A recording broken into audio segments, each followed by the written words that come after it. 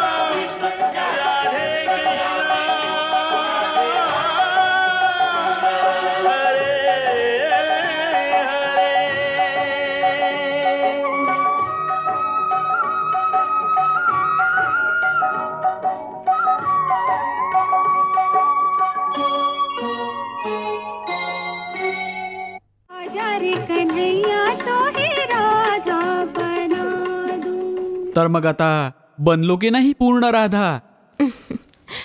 पूर्णपणे नाही, हे तर केवळ राधेचं बाह्य रूप घेतलंयस.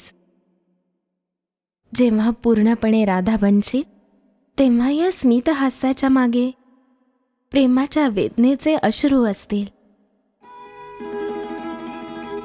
अजून तुझ्या उरामध्ये राधेचे हृदय नाहीये आणि राधेच्या हृदयात जे कृष्णासाठी प्रेम आहे ते सुद्धा नाहीये. हे सगळं कुठे या खोट्या राधेमध्ये?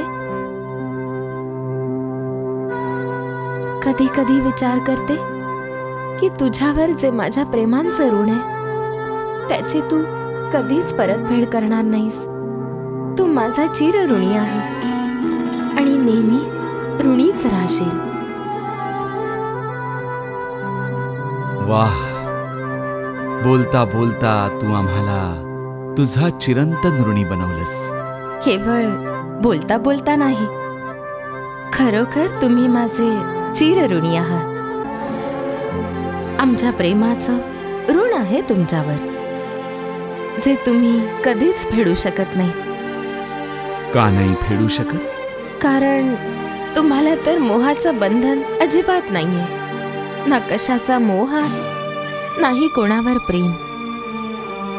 म्हणून प्रेम जी एक खोल वेदना आहे याची तर तुम्हाला कल्पनाच नाही. कोणावर प्रेम कराल तेव्हाच तर कळेल ना. पण मग आम्ही कोणावर प्रेम करणार? का? तुमच्या प्रेमाच्या योग्य नाही कोणी? नाही.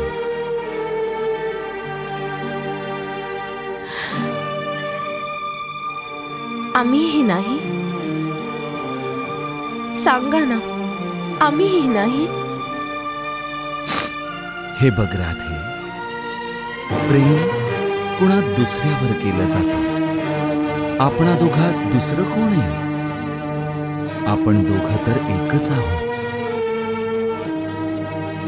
आम्ही सर्व शक्तिमान परमेश्वर आहोत आणि तू आमची सर्व शक्तींचं मूळ प्रकृती परमेश्वरी आहेस.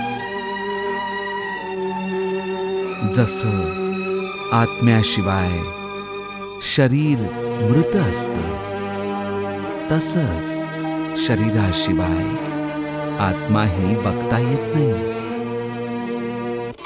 तसंच आमच्याशिवाय तू निर्जीव आहेस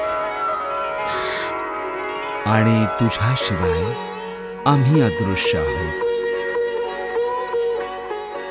आत्मा आणि शरीराच्या मिलनाशिवाय ही सृष्टी कशी कार्य करू शकते? असं वाटतंय की तुम्ही आम्हाला तुमच्या शब्द जालात गुंतवून ठेवताय. तुमच्या मायेने मला भ्रमित करताय. नाही राधे, असं नाहीये. बघ या सृष्टीला, यात अनंत ब्रह्मांड आहेत. आमच्याच इच्छेने निर्माण होतात आणि संपतात, एकमेकात विलीन होतात.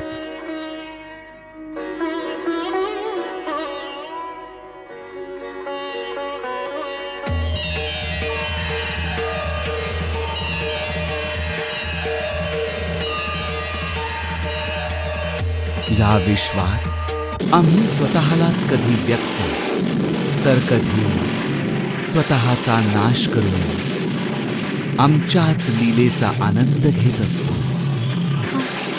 चांगल्या वाईट सर्व जीवांमध्ये स्वतः आम्हीच तर आहोत. मारणारेही आम्ही आणि मरणारेही आम्हीच. माताही आम्हीच, पुत्रही आम्हीच, योगीही आम्ही आणि भोगीही आम्ही. कृष्णही आम्ही आणि राधाही आम्हीच आहोत.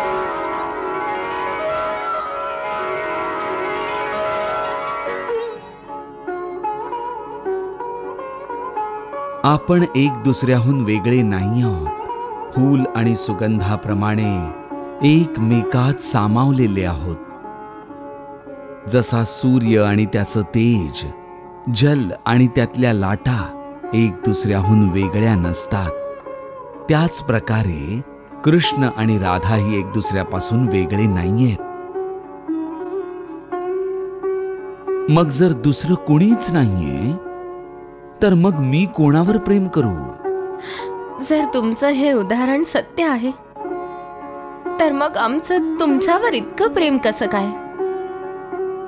आणि आमच्या हृदयात त्या प्रेमाची इतकी व्याकुळता का आहे की आमच्याकडून एका क्षणाचाही विरह सहन होत नाही? तुम्ही भलेही माझ्या बोलण्यावर हसा, परंतु हे विसरू नका की आमच्या प्राणांनीच तुमचं शरीर बनलंय. आमच्या मनानेच तुमचे हे चरण कमल बनलेले आहेत. आणि हे जे तुमची बासरी आहे, ते तर आमचं शरीर आहे ना. हे आम्ही कसं विसरू शकतो राधे? परंतु आम्ही जे तुला सर्व यातना आणि दुःखांचा नाश करणारं आध्यात्मिक तत्व सांगतोय, ते तू का नाही समजून घेत? हे बघ राधे, प्रत्येक गोष्टीचं एक मूळ असतं. जसं फळाचं मूळ फूल असतं, फुलाचं मूळ पान असतं, पानाचं मूळ वृक्षात असतं आणि वृक्षाचं मूळ बीजात असतं. त्याच प्रकारे या सर्व ब्रह्मांडाचं मूळ आमच्यात आहे.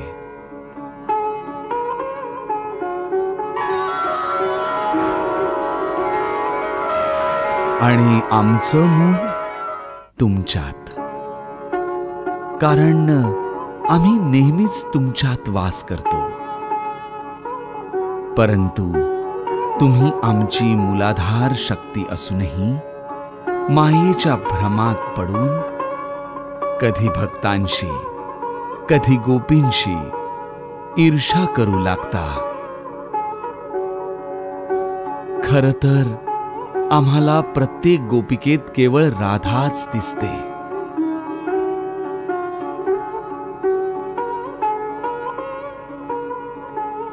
हे बघ राधे, या सृष्टीमध्ये अगदी कुठल्याही युगात किंवा कुठल्याही रूपामध्ये जेव्हा दोन प्रेमी भेटतात ते दुसरे कोणी नाही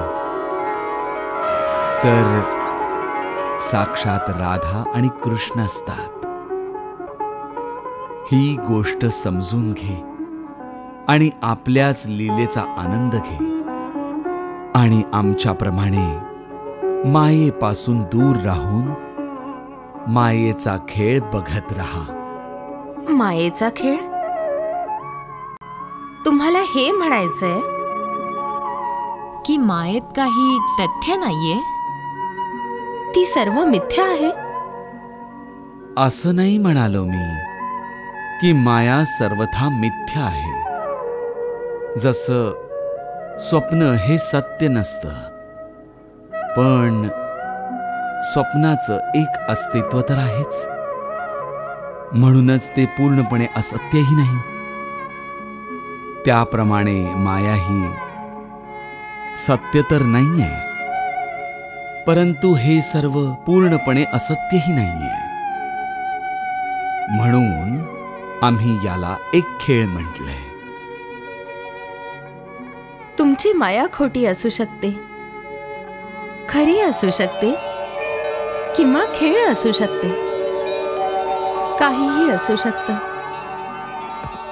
परंतु ज्याला प्रेम म्हणतात ते ना खेळ आहे ना खोटं, ते तर परम सत्य आहे आणि तेच तुमच्या विश्वाचा आधार आहे. या सत्याला नाकारण्यासाठी तुमच्याकडे काही तर्क आहे? नाही राधे. बरोबर बोललात. जर प्रेम सत्य नसेल तर भक्ती सत्य नाही, आणि जर भक्ती सत्य नसेल तर भगवंतही सत्य नाही. हो राधे, तुझ्या या वादाला आमच्याकडे काहीच प्रतिवाद नाही. आम्ही हरलो राधे. तर भगवंतांनी हार मान्य केली. हो, प्रेमापुढेच तर भगवंत हार मानतो, म्हणूनच नेहमी भक्ताचाच विजय होतो. तर मग बस, सिद्ध झालं. तुम्ही आमच्या प्रेमाचे ऋणी आहात आणि नेहमीच राहाल. हे ऋण फेडायचा काही मार्ग आहे का? हो, एक मार्ग आहे. आणि तो कुठला? प्रेम. जेव्हा या वैरागी मनाचा त्याग करून राधेसारखं प्रेम तुम्ही तुमच्या हृदयात धारण कराल आणि त्या हृदयात प्रेमाच्या लहरी एका झंझावतासारख्या उठतील आणि त्या प्रेमाच्या वेदनेत आनंद आणि त्या आनंदात सुद्धा वेदनेचा अनुभव घ्याल, तेव्हा तुम्हाला स्वतःलाच कळेल की राधेच्या प्रेमाचं ऋण कसं फेडलं जाऊ शकतं. चांगलं आहे. मग आम्ही तुमचं ऋण अगदी अवश्य फेडू. कधी? आम्ही निश्चय केलाय की कलियुगात एक असा अवतार घेऊ जिथे शरीर तर कृष्णाचंच असेल, पण हृदय मात्र राधेचं असेल. किती आनंद असेल जेव्हा राधेप्रमाणे व्याकुळ होऊन केवळ कृष्ण कृष्ण म्हणत फिराल. हो, तेच करीन. तेच करील. चैतन्य रूपात नलद्वीपाहून वृंदावनापर्यंत कृष्ण कृष्ण कृष्ण म्हणत जाईल.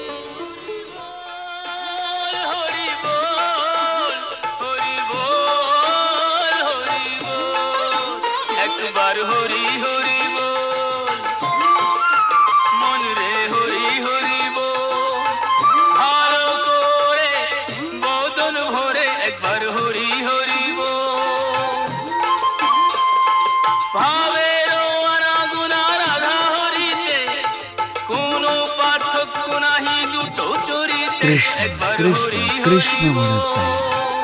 तेव्हाच तुझ्याप्रमाणे कृष्ण प्रेमात व्याकुळ होऊन बघता येईल. त्या व्याकुळतेचा पूर्ण आनंद घ्यायचा असेल तर एक गोष्ट करा. काय? मला मुरली वाजवायला शिकवा. मुरली वाजवायला? त्याचं काय करशील? जेव्हा तुम्ही विरहामुळे व्याकुळ व्हाल तेव्हा तुमच्यासारखी वृंदावनात आरामात बसून मुरली वाजवेन, ज्याचे सूर ऐकून तुम्हीही माझ्याप्रमाणे बेचैन व्हाल. म्हणूनच मला मुरली वाजवायला शिकवा. मला मुरली वाजवायला शिकव ना. बासरी वाजवायला शिकू का? यासाठी की आधीच मला नीट झोप येत नाही. दरवेळी प्रत्येक क्षणी मनात तुझेच विचार सुरू असतात आणि मग थकून भागून जर कधी थोड्या वेळासाठी जराशी झोप लागली तरी खूपदा त्याच वेळी तू मुरलीचे सूर आळवतोस. बस मग मी पडल्या पडल्या व्याकुळ होते. मला मुरली वाजवता आली तर मीही असंच करेन. जोवर जागी असेल तोवर मुरली वाजवेन. ना मी झोपेन ना तुला झोपू देईन. हे सगळं तुला आवडेल? हो. ठीक आहे, मग उद्या मी तुझ्यासाठी एक बासरी घेऊन येईन आणि तुला शिकवीन. उद्या का? आज का नाही? पण आज बासरी कुठे आहे?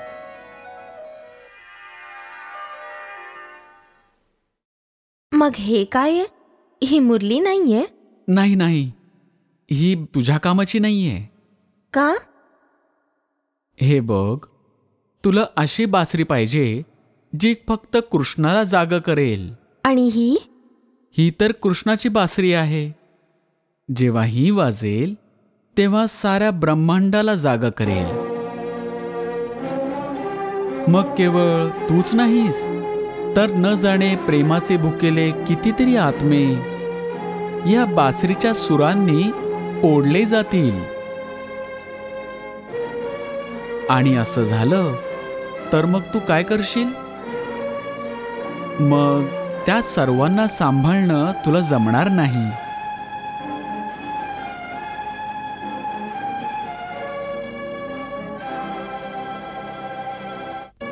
हा तुझा अहंकार आहे का ना? राधेसारखं प्रेम तुझ्यावर अजून कोण करेल? जी अशी मनावर उदार होऊन लोकलज्जा नाती गोती सगळं सोडून तुझ्या मागे फिरेल. अहंकार तर तुझ्या बोलण्यात दिसतोय राधे. लक्षात ठेव, अहंकार प्रेमाचा शत्रू असतो. ज्याला तू अहंकार म्हणतोयस तो प्रेमाचा अधिकार आहे. जी सगळ्यात जास्त प्रेम करेल ती अवश्य तिचा अधिकार मागू शकते. प्रेमात मागायचं नाही, द्यायचं असतं राधे.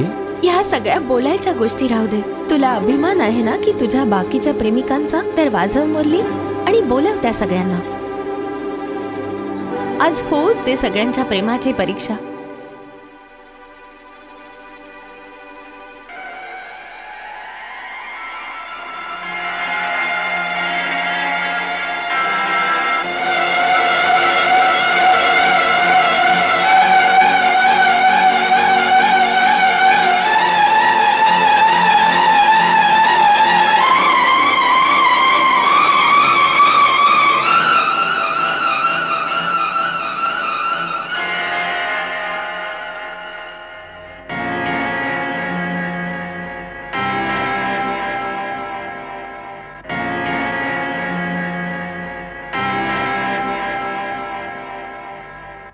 वर्तुळात तीच पाय ठेवू शके जिचं तुझ्यावर माझ्या इतकं प्रेम असेल, नाहीतर इथेच भस्म होईल. बघतोस काय? वाजव मुरली आणि बोलवते सगळ्यांना. पुन्हा विचार कर. केला विचार.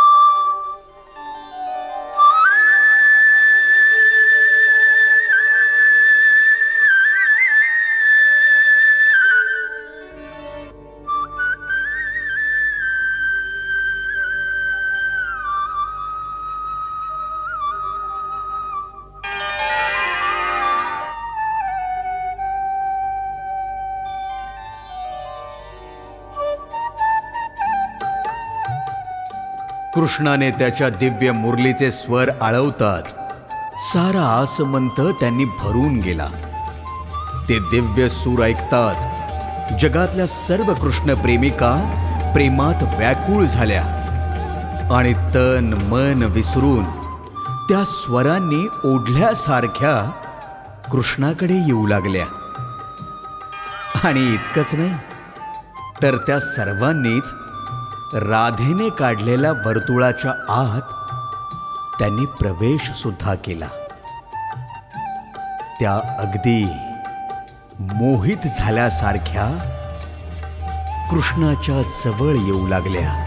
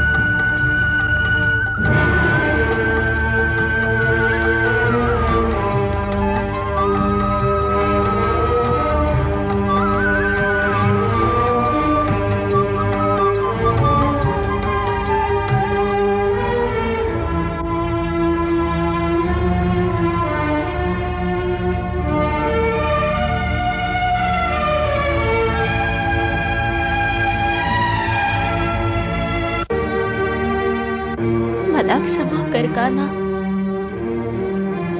मला चुकीने तुझ्यावर केवळ माझाच अधिकार वाटला. आज माझा अहंकार मोडला.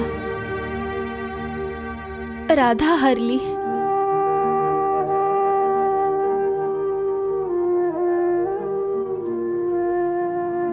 तू पुन्हा चूक करतेस. नाही नाही, तू कधीच हरू शकत नाहीस. बघ, या सगळ्या जणींना नीट बघ.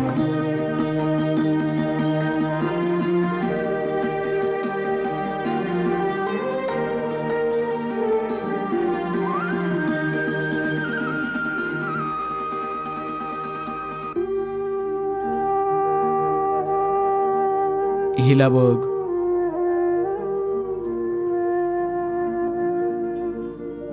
हिला वाटतंय की हिचं माझ्यावर तुझ्याहून जास्त प्रेम आहे. पण हे बघ, मी केवळ तुझ्यावरच प्रेम करतो, म्हणून ही माझ्या आनंदासाठी तिच्या प्रेमाचा बलिदान करतेय. हिचं नाव ललिता आहे. पण बघ बघ की ही खरी कोण आहे.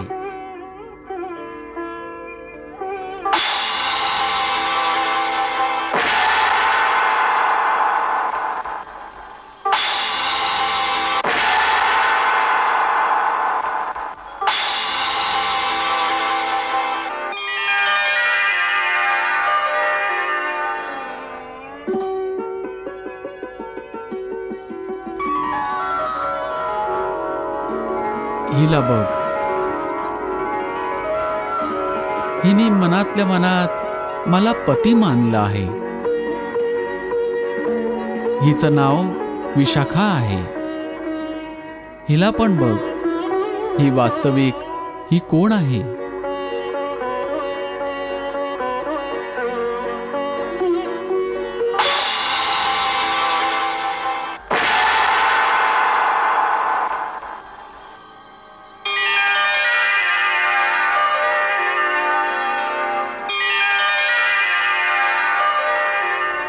अशाच प्रकारे गायत्री, सुभद्रा, देवयानी, उत्तरा सगळ्यांना बघ.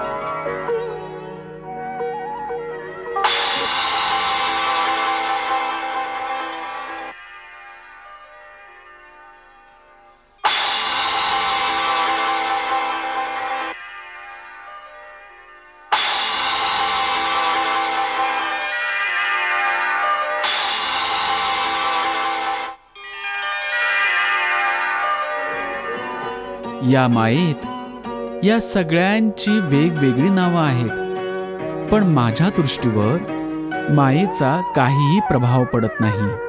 त्यामुळे मला यात फक्त तुझंच रूप दिसतं.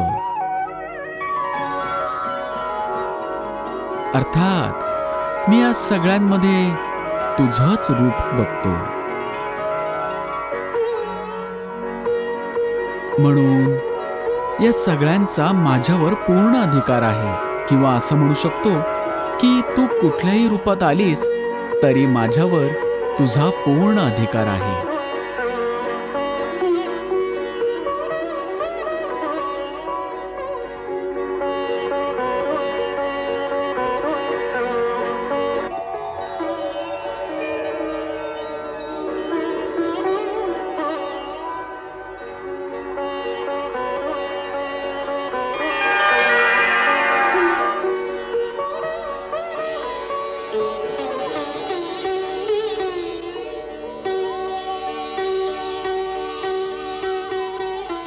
याचा अर्थ असाही आहे, तुझी माया तुझ्या राधेला किती किती रूपात भटकवतोय.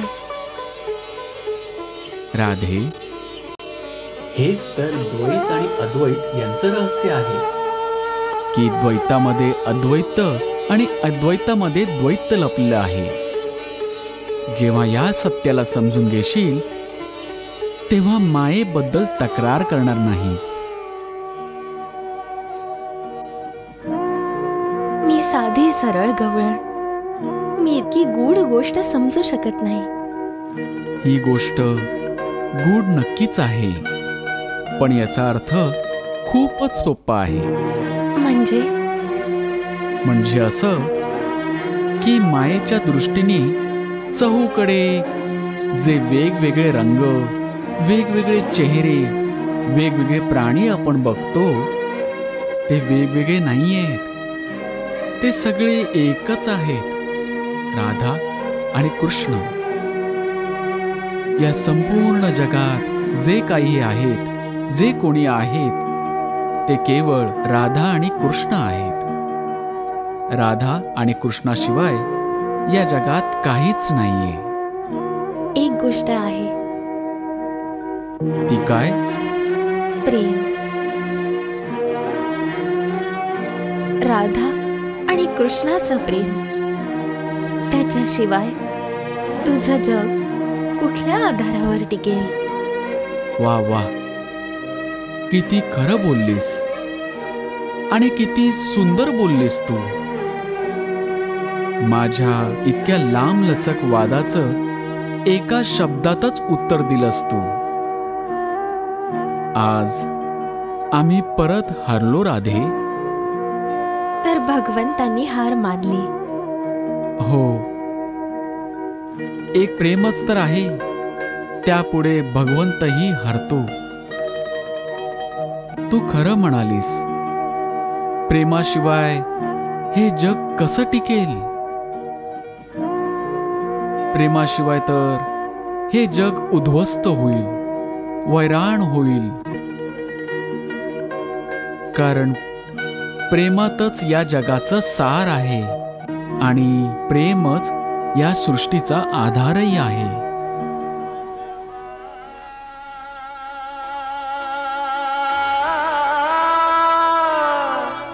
प्रेम जगत का सार रे मनवा, प्रेम जगत का सार. प्रेम पुजारिन राधे रानी हो, प्रेम पुजारिन राधे रानी, कृष्ण प्रेम अवतार रे मनवा. प्रेम जगत का सार रे मनवा, प्रेम जगत का सार.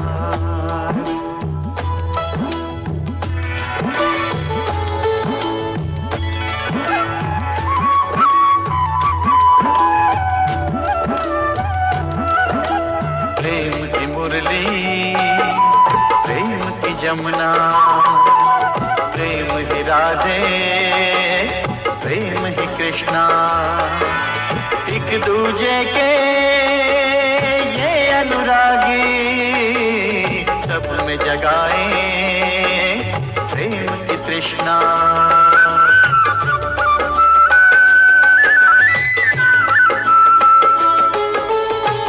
प्रेम में डूबे प्राण करत है हो,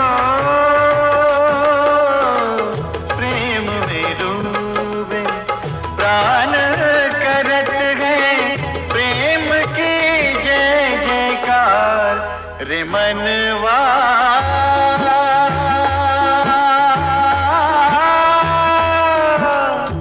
प्रेम जगत का सार रे मनवा, प्रेम जगत का सार.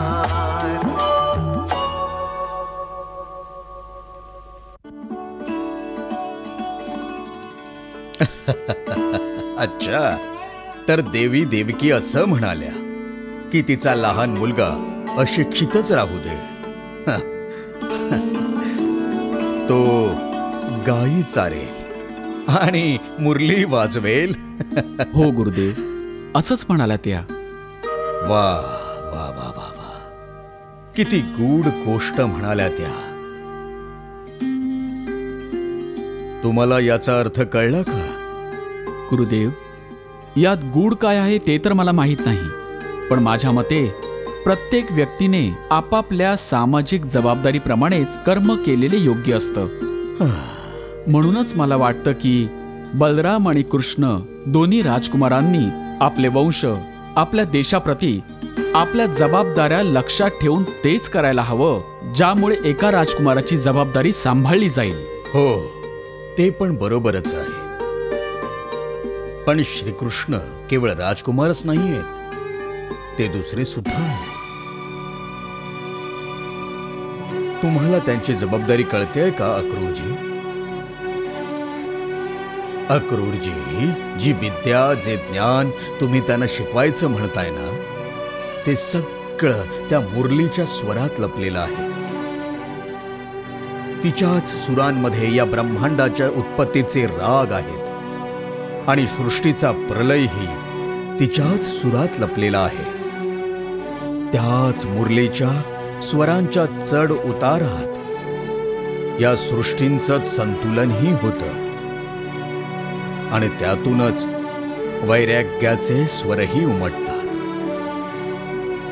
आणि जेव्हा कधी क्लेम रूपी काम बीजाचे स्वर त्यातून निघतात, तेव्हा ही पूर्ण सृष्टी या प्रेम रूपी खोल सागरात बुडून जाते आणि चहूकडे केवळ प्रेमच प्रेम पसरतं. आणि त्याच प्रेम सागरातून भक्तीची द्वीपे तयार व्हायला लागतात. म्हणून अक्रूरजी, मुरली वाजवण्याच्या गोष्टीला इतकं हलकं नका समजू तुम्ही. माझ्या धिटाईला क्षमा करा गुरुदेव. तुमचं बोलणं अगदी खरं आहे, पण केवळ त्यांच्यासाठी जे भक्ती मार्गाचे प्रवासी आहेत, ज्यांनी कर्मातून संन्यास घेतलाय. पण जे कर्मयोगी आहेत, ज्यांना साधारण जनतेच्या सुखदुःखाची चिंता करायची आहे, ते एका आतातायाच्या अत्याचार आणि त्याच्या व्यभिचारापासून मानव समाजाची रक्षा करणं आपलं कर्तव्य समजतात. त्यांचं कर्तव्य त्यांना परवानगी देत नाही की त्यांनी अशा काल्पनिक विश्वाचा आधार घेऊन अशा प्रकारे अकर्मण्य होऊन केवळ शांत बसून चांगला काळ येण्याची प्रतीक्षा करत राहावी. हो अक्रूरजी, हे पण बरोबरच आहे जे तुम्ही म्हणताय. कर्मयोग्याचा हाच धर्म आहे. पण आमच्या आणि तुमच्या म्हणण्यात केवळ इतकाच फरक आहे की तुमच्यासारखा कर्मयोगी प्रत्येक गोष्टीला केवळ मनुष्याच्या दृष्टीने बघतो आणि केवळ मनुष्याच्या शक्तीवर विश्वास ठेवून आपलं कर्म निर्धारित करत असतो.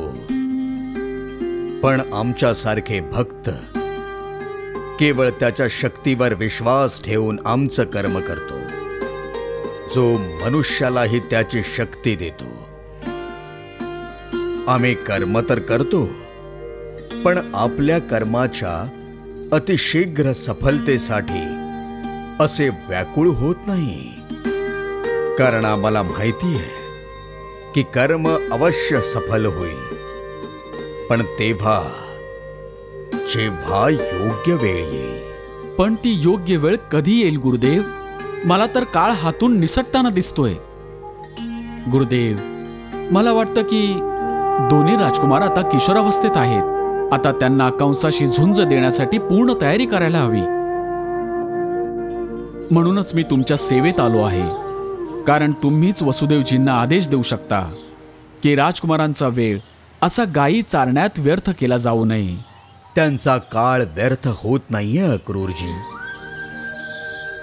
हा काळ तर त्यांच्या प्रेमलीलेचा काळ आहे. प्रेमलीला? हो. पण सध्याच्या राजनीतीमध्ये त्याचं प्रयोजन काय? त्याचं प्रयोजन आहे मानवांना हे शिकवायचं आहे की प्रेमाशिवाय मनुष्याचं जीवन अपूर्ण आहे. केवळ राजनीती जीवन सफल करत नाही ते जीवनाचं अंतिम लक्ष्य आहे. जीवनाचं अंतिम लक्ष्य आहे प्रेम, केवळ प्रेम. कारण तिथूनच भक्तीचा मार्ग सुरू होतो. श्रीकृष्ण पूर्ण अवतारात आहेत. या अवतारामध्ये मनुष्याला पूर्ण जीवन जगायला शिकवतील.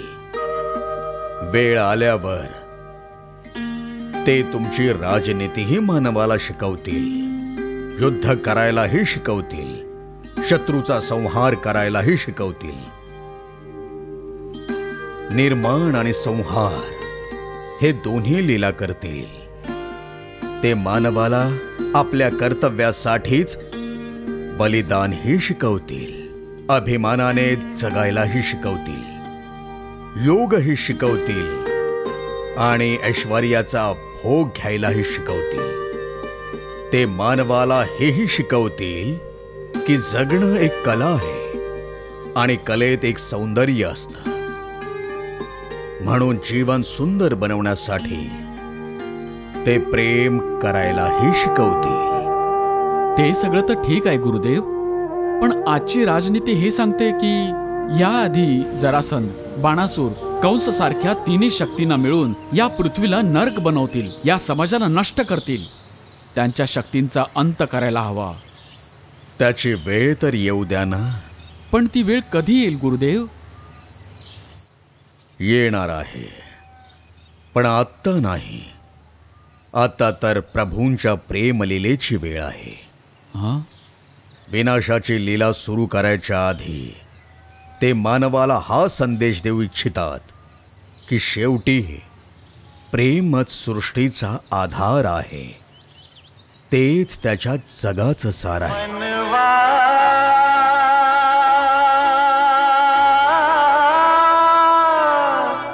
प्रेम जगत का सार रे मनवा, प्रेम जगत का सार.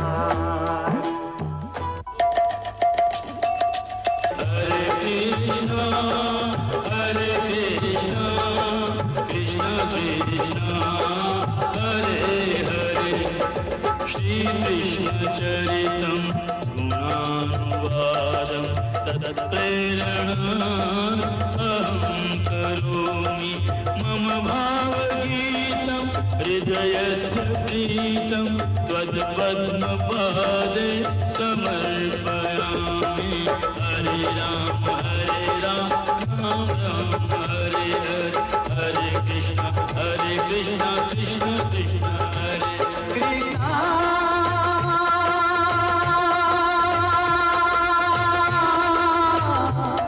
कृष्ण